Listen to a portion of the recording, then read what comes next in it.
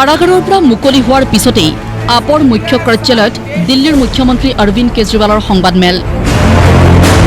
এই সংবাদমেলত প্ৰধানমন্ত্ৰী নৰেন্দ্ৰ মোদীৰ বিৰুদ্ধে বহুকেইটা গুৰুতৰ অভিযোগ আনি দেশবাসীক বিজেপিক প্ৰতিহত কৰাৰ আহ্বান অৰবিন্দ কেজৰিৱালৰ।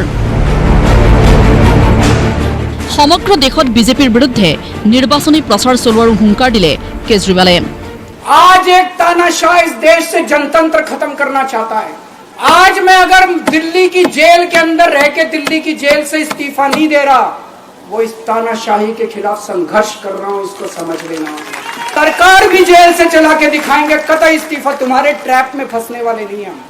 ये अगर हेमंत सोरेन साहब को भी इस्तीफा नहीं देना चाहिए था, जेल से सरकार चलानी चाहिए। मैं सुप्रीम कोर्ट का बहुत बहुत शुक्रिया अदा करना चाहता हूं।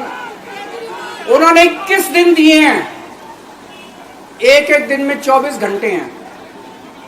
मैं एक दिन में 24 में से 36 घंटे काम करूंगा, पूरे देश भर में घूमूंगा इस तानाशाही को रोकने के लिए। दोस्तों, जितनी मेरे अंदर ताकत है, मेरा सब कुछ कुर्बान है देश के लिए। অৰবিন্দ কেজৰিৱালৰ অভিযোগ, ওৱান নেশ্যন ওৱান লিডাৰ নীতি কাৰ্যকৰী কৰিব বিচাৰিছে প্ৰধানমন্ত্ৰী নৰেন্দ্ৰ মোদীয়ে। देश के सारे नेताओं को खत्म करना चाहते हैं मोदी जी, और इसको 2 स्तर के ऊपर इस मिशन को चला रहे हैं। जितने विपक्ष के नेता हैं उनको जेल भेजेंगे, और जितने बीजेपी के नेता हैं उनको सबको निपटा देंगे, उनकी राजनीति खत्म करते जाएंगे, उनको सबको निपटाते जाएंगे। अगर ये चुनाव जीत गए, मेरे से लिखवा लो एफिडेविट के ऊपर, थोड़े दिन के बाद ममता दीदी जेल में होंगी, तेजस्वी यादव जेल में होगा, स्टैलिन साहब जेल के अंदर होंगे, पिनरई विजयन जेल के अंदर होंगे, उद्धव ठाकरे जेल के अंदर होंगे, जितने विपक्ष के नेता ये सारे जेल के अंदर होंगे। यही तानाशाही है दोस्तों। वन नेशन वन लीडर ये चाहते हैं, एक ही तानाशाह इस देश के अंदर बचेगा, एक ही तानाशाह इस देश के अंदर बचेगा। বিজেপিটো একে নীতি কাৰ্যকৰী কৰিব বিচাৰিছে প্ৰধানমন্ত্ৰী নৰেন্দ্ৰ মোদীয়ে। প্ৰধানমন্ত্ৰীৰ পৰৱৰ্তী টাৰ্গেট যোগী আদিত্যনাথ। বিজেপি কোনোপধ্যেই শাসনলৈ নাহে বুলি উল্লেখ কৰি কেজৰিৱালে এই বুলিও কয় যে বিজেপি যদি শাসনলৈ আহে তেতিয়াহ'লে অমিত শ্বাহক প্ৰধানমন্ত্ৰী পাতিব নৰেন্দ্ৰ মোদীয়ে। मोदी जी अगले साल 17 सितंबर को 75 साल के हो रहे हैं।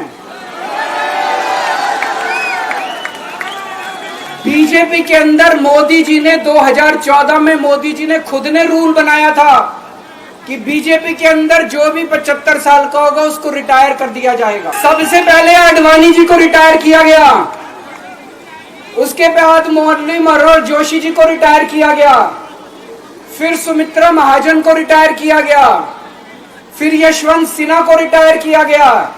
अगर ये चुनाव जीत गए, मेरे से लिखवा लो, 2 महीने के अंदर उत्तर प्रदेश का मुख्यमंत्री बदल देंगे।